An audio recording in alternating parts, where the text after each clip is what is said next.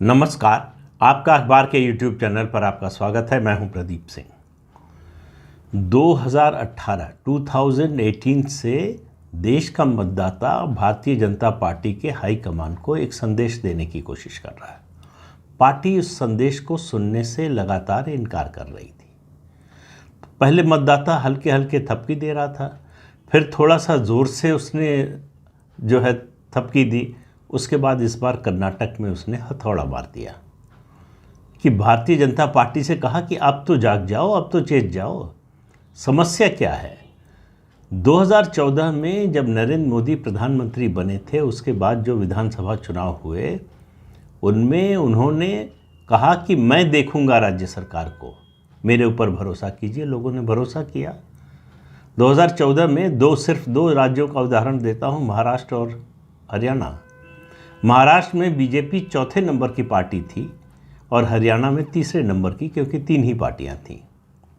और महाराष्ट्र में भी 4 ही पार्टियां थीं मुख्य रूप से। मतदाता ने महाराष्ट्र में चौथे नंबर की पार्टी को एक झटके में पहले नंबर की पार्टी बना दिया। हरियाणा में तीसरे नंबर की पार्टी को भी पहले नंबर की पार्टी बना दिया। दोनों जगह पार्टी सत्ता में आ गई।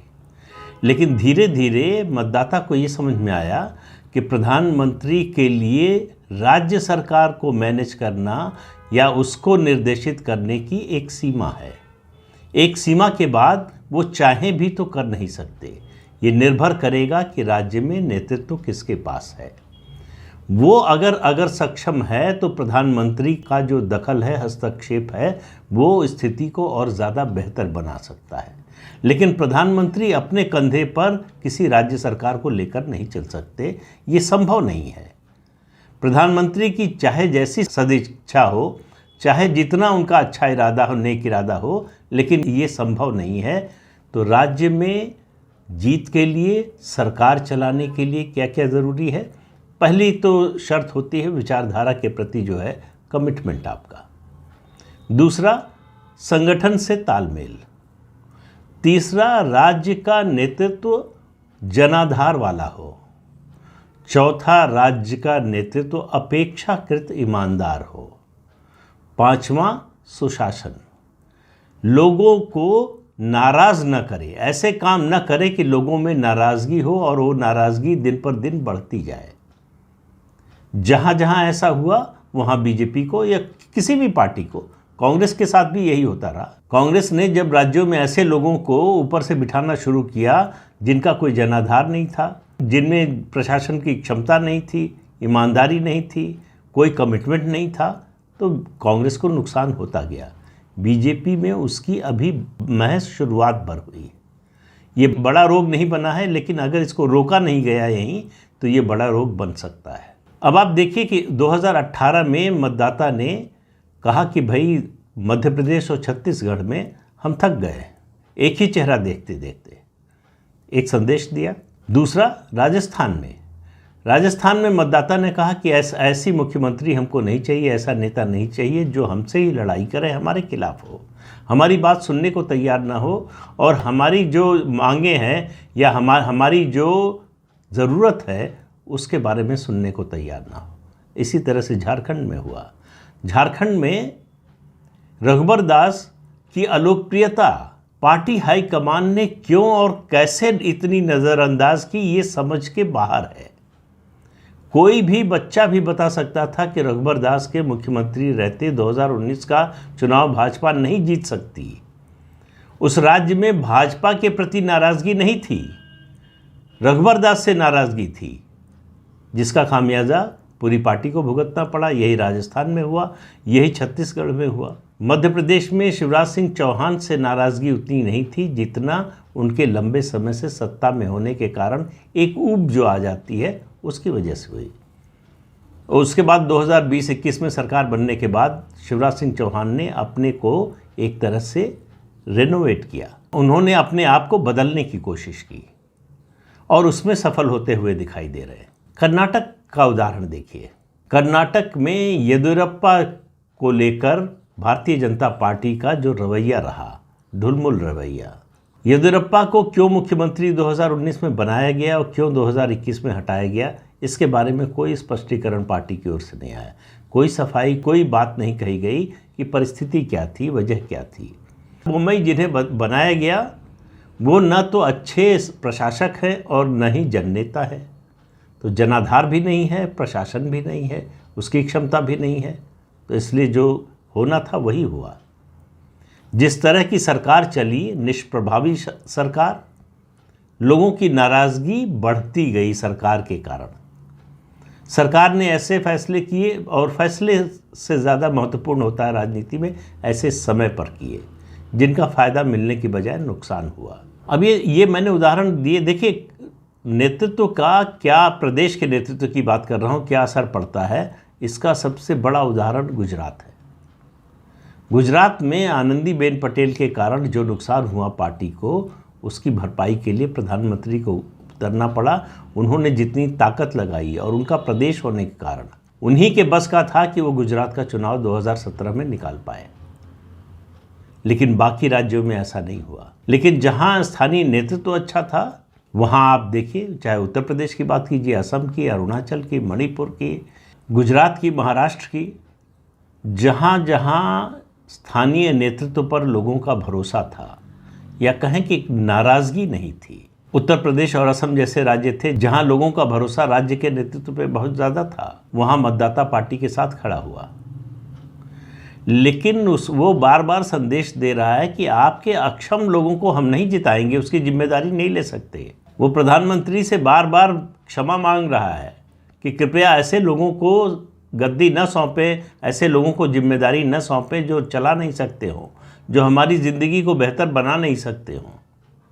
पार्टी ये बात सुनने को तैयार नहीं है। क्या कर्नाटक के बाद ये सुनने को तैयार होगी? ये एक बड़ा सवाल है, क्योंकि राज्य का नेतृत्व ही केंद्र को ताकतवर भी बनाता है, कमज़ोर भी बनाता है। राज्य का नेतृत्व कमज़ोर होता है तब शीर्ष नेतृत्व को ज़रूरत से ज़्यादा मेहनत करनी पड़ती है, और ज़रूरी नहीं कि उसके बाद भी जो है वो मन मुताबिक नतीजे आए, जो अभी कर्नाटक में हुआ। कर्नाटक का चुनाव हारने का कारण राज्य का जो नेतृत्व है और राज्य की जो सरकार जिस तरह से चली, राज्य की पार्टी में जिस तरह की गुटबाजी है, राज्य की पार्टी ने जिस तरह से अपनी विचारधारा को छोड़ा, या कहे जिस तरह से विचारधारा के प्रति असमंजस था पूरी पार्टी में। कोई नेता कुछ बोल रहा था, कोई नेता कुछ बोल रहा था। मतदाता को इस तरह का कन्फ्यूजन बिल्कुल पसंद नहीं आता। वो स्पष्टता चाहता है कि आप चाहते क्या हैं, किस दिशा में जाना चाहते हैं, आपका लक्ष्य क्या है। कर्नाटक के विधानसभा चुनाव के नतीजे का ये कतई मतलब नहीं है कि प्रधानमंत्री नरेंद्र मोदी की लोकप्रियता में कोई कमी आई है, लेकिन मतदाता उनको भी बार बार कह रहा है कि आप राज्य के चुनाव में इतनी मेहनत मत कीजिए। राज्य के चुनाव का फैसला हम राज्य के नेतृत्व, और वहाँ अगर आपकी सरकार है तो सरकार के कामकाज के आधार पर करेंगे। हम आपकी सरकार यानी केंद्र सरकार के कामकाज के आकलन के आधार पर राज्य सरकार को वोट नहीं देंगे। तो जब पार्टी या कोई संगठन या फिर खेल में कहें कोई टीम जीतती है तो सारी कमियां दब जाती हैं। जब हार होती है तो सारी कमियां और बड़ी होकर सामने आती हैं। वही बीजेपी के साथ हो रहा है। कर्नाटक की हार एक तरह से वेकअप कॉल है बीजेपी के लिए, और ये राष्ट्रीय नेतृत्व के लिए है कि रवैया बदलिए। राज्य का नेतृत्व ऐसे लोगों को सौंपिए जो सक्षम हो, जो जनता को साथ लेकर चल सके, जिनमें प्रशासन की क्षमता हो, और उनको छूट दीजिए काम करने की, इनोवेशन की। उससे आप ही मजबूत होंगे, वो आपको कमज़ोर करने वाले साबित नहीं होंगे, वो आपकी ताकत बनेंगे। और बीजेपी में एक बड़ी कमी जो इन पिछले कुछ सालों में आई है वो है संवाद की। संवादहीनता का जो स्तर है वो लगातार बढ़ता जा रहा है। या तो एक्सेस नहीं है, पहुंच नहीं है नीचे के नेताओं कार्यकर्ताओं की, या फिर जिनकी है उनके मन में ये डर है कि अगर हम कोई प्रिय बात नहीं बोलेंगे, अप्रिय बात बोलेंगे तो हमारा नुकसान हो सकता है हमको दूसरी बार मिलने का मौका भी न मिले।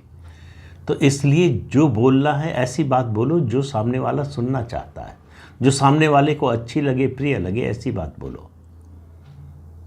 इसी स्थिति के लिए गोस्वामी तुलसीदास ने लिखा है कि सचिव वैद्य गुरु तीन जौ, प्रिय बोलहि भय आस, राज धर्म तनु, तीन कर होई बेगिही नास। मतलब राज मतलब राज्य, धर्म तो धर्म है, और तनु मतलब शरीर। यानी सचिव अगर आपको गलत सलाह देता है तो आपके राज्य का नुकसान होता है। वैद्य यानी आपका डॉक्टर गलत सलाह देता है तो आपके शरीर का नुकसान होता है। और गुरु अगर गलत सलाह देता है तो धर्म को नुकसान पहुंचता है। तो इसलिए ऐसे लोगों की ज़रूरत है शीर्ष नेतृत्व को, जो अप्रिय बात उनके सामने बोल सके बिना भय के, बिना इस चिंता के कि इसका उनको परिणाम भुगतना पड़ेगा। पार्टी को आखिरकार सोचना चाहिए कि वो कौन लोग थे, कौन फीडबैक दे रहे थे राज्य के बारे में, प्रधानमंत्री को, गृह मंत्री को, पार्टी अध्यक्ष को, दूसरे नेताओं को, जो पूरी इस चुनाव की व्यूह रचना में, रणनीति में जुटे हुए थे। जिन लोगों ने फीडबैक दिया उनके खिलाफ कोई एक्शन होगा कि नहीं होगा। हिमाचल में कमोबेश यही हुआ था। वहाँ भी मतदाता ने आपको जगाने की कोशिश की, लेकिन हिमाचल के चुनाव के नतीजे का कोई अगर समीक्षा हुई होगी तो बंद कमरे में हुई, किसको मालूम किसको नहीं मालूम पता नहीं, लेकिन पब्लिक में कोई मैसेज नहीं गया, यानी कोई जिम्मेदार नहीं था। हिमाचल में बीजेपी की हार के लिए बीजेपी का कोई नेता जिम्मेदार नहीं था। ये बीजेपी के सार्वजनिक आचरण से ऐसा नजर आता है। अंदर आप क्या किसको कहते हैं नहीं कहते हैं उससे लोगों को कोई मतलब नहीं होता, लोगों को पता भी नहीं होता। कर्नाटक में येदियुरप्पा का मुद्दा, जिस लापरवाही से उसको हैंडल किया गया, ये बताने की कोशिश नहीं हुई लोगों को, आम लोगों को, खास तौर से येदियुरप्पा का जो समाज है, लिंगायत समाज, कि येदियुरप्पा ने मुख्यमंत्री की कुर्सी अपनी मर्जी से छोड़ी या पार्टी के निर्देश पर छोड़ी। एक ये छोटी सी बात थी, बहुत छोटी सी बात लगती है, वैसे बहुत से लोगों को लग सकता है कि इससे क्या फ़र्क पड़ता है, दोनों हालत में छोड़ना ही था, लेकिन बहुत फ़र्क पड़ता है। उससे जो परसेप्शन बनता है, धारणा बनती है, उससे फ़र्क पड़ता है। और ये गलत धारणा मैं बार बार कह रहा हूँ, पार्टी हाईकमान ने बनने दी, और ये धारणा सिर्फ इसलिए बनी कि कम्युनिकेशन ठीक नहीं था। अब आप देखिए कि विधानसभा चुनाव हुए कुछ राज्यों में, जैसे आप राजस्थान की बात कीजिए, छत्तीसगढ़ की बात कीजिए, झारखंड की बात कीजिए, इनमें अगले चुनाव में नेतृत्व किसके हाथ में होगा इसका फैसला पार्टी 4 साल में नहीं कर पाई है। राजस्थान में वसुंधरा राजे के हाथ में कमान होगी या नहीं होगी, ये इस एक बात का फैसला नहीं 4 साल में हो पाया। कभी लगता होगा, कभी लगता नहीं होगा, कभी उनको लगता है कि पुचकारा जा रहा है, कभी लगता है कि धकियाया जा रहा है। झारखंड में कभी लगता है कि रघुबर दास को फिर से बिठाया जा सकता है, लादा जा सकता है प्रदेश पर, फिर कभी लगता है कि नहीं, कोई नए चेहरे की तलाश होगी। छत्तीसगढ़ में तो कोई चेहरे की तलाश हुई और कोई चेहरा है ऐसा दिखाई ही नहीं देता। अब ये हार के दबाव में फैसले होंगे। जब आप दबाव मुक्त थे तब आपने फैसले नहीं किए। अब हार के दबाव में होगा ये कि रघुबर दास की भी पूछ होगी, डॉक्टर रमन सिंह की भी पूछ होगी, वसुंधरा राजे की भी पूछ होगी। अब उनसे आप मेरिट के आधार पर, गुणवत्ता के आधार पर कोई बात नहीं बोल सकते।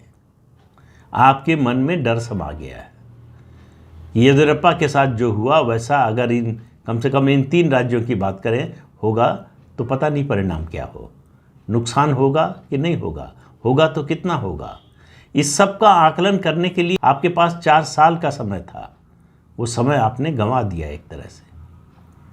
इसी तरह से हरियाणा, 2 टर्म मिल चुकी है मनोहर लाल खट्टर को। वो ऐसे नेता नहीं है, वो जन नेता नहीं है, वो बड़े जनाधार वाले नेता नहीं हैं। जिस तरह से सरकार चला रहे हैं, खासतौर से पहले टर्म में जिस तरह से चली, वो अलग सरकार थी। मनोहर लाल खट्टर की ईमानदारी पर कोई शक नहीं कर सकता, लेकिन दूसरे कार्यकाल में जजपा से गठबंधन होने के बाद सरकार में भ्रष्टाचार का बोलबाला हो गया है। और ऐसा नहीं है कि जनता को, मतदाता को ये दिखाई नहीं देता है। अगर पार्टी हाईकमान आंखें बंद कर लेगा, पार्टी का संगठन आंखें बंद कर लेगा, तो मतदाता आंखें बंद नहीं करेगा।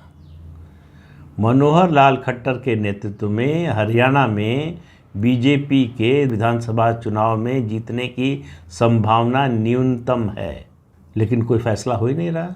मुश्किल से 1.5 साल से कम का समय बचा है।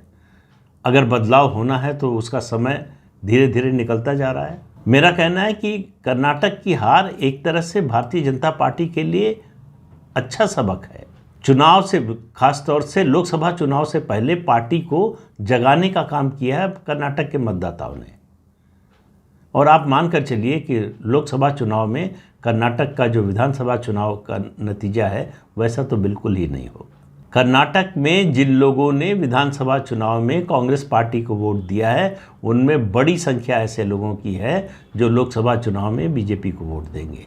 और वो सिर्फ बीजेपी को वोट नहीं देंगे, वो नरेंद्र मोदी को वोट देंगे, प्रधानमंत्री को वोट देंगे। तो प्रधानमंत्री के पास जो पॉलिटिकल कैपिटल है, जो राजनीतिक पूंजी है, वो निकम्मे राज्य के नेताओं पर खर्च नहीं होने देना चाहिए। कर्नाटक जैसे राज्य में प्रधानमंत्री के अलावा किसी और नेता के रोड शो का मतलब क्या है? जेपी नड्डा को कौन जानता है? पार्टी के अध्यक्ष हैं, अच्छी बात है, पार्टी चलाएं, संगठन में फैसले लें, रणनीति बनाएं, चुनाव प्रचार के लिए भी जाएं, लेकिन उसकी एक सीमा है कि प्रधानमंत्री का रोड शो हो रहा है तो उनका भी रोड शो होना चाहिए क्योंकि पार्टी के अध्यक्ष हैं। तो ये ऐसी बातें हैं जिन पर बड़ी निर्ममता से विचार करने की ज़रूरत है और फैसले लेने की ज़रूरत है। संगठन में लंबे समय से बदलाव नहीं हुआ, मंत्रिमंडल में, केंद्रीय मंत्रिमंडल में बदलाव की बातें कम से कम 6 महीने से चल रही हैं। होगा कि नहीं होगा किसी को मालूम नहीं। संगठन की बागडोर, मतलब पूरी टीम जो है उसमें ज़्यादातर ऐसे लोग हैं जिनकी क्षमता के बारे में कुछ न बोला जाए तो ही बेहतर है। और ये मतदाता को छोड़िए, आपकी पार्टी के नेताओं को दिखाई देता है कि कैसे लोग चला रहे हैं।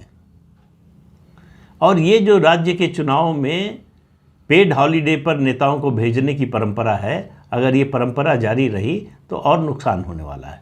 ये लोग जाकर सिर्फ पार्टी का नुकसान करते हैं, एक वोट नहीं जोड़ सकते ये लोग। ये वहाँ के स्थानीय कार्यकर्ताओं को एक तरह से चिढ़ाने का काम करते हैं, उनको नाराज़ करने का काम करते हैं और अल्टीमेटली उनको निष्क्रिय करने का काम करते हैं। तो अब मतदाता ने अपना संदेश दे दिया है, अब ये भारतीय जनता पार्टी पर निर्भर है कि वो उसको किस तरह से लेती है। तो इस अंक में इतना ही, अगले अंक में फिर मिलेंगे किसी नए मुद्दे के साथ। तब तक के लिए अनुमति दीजिए।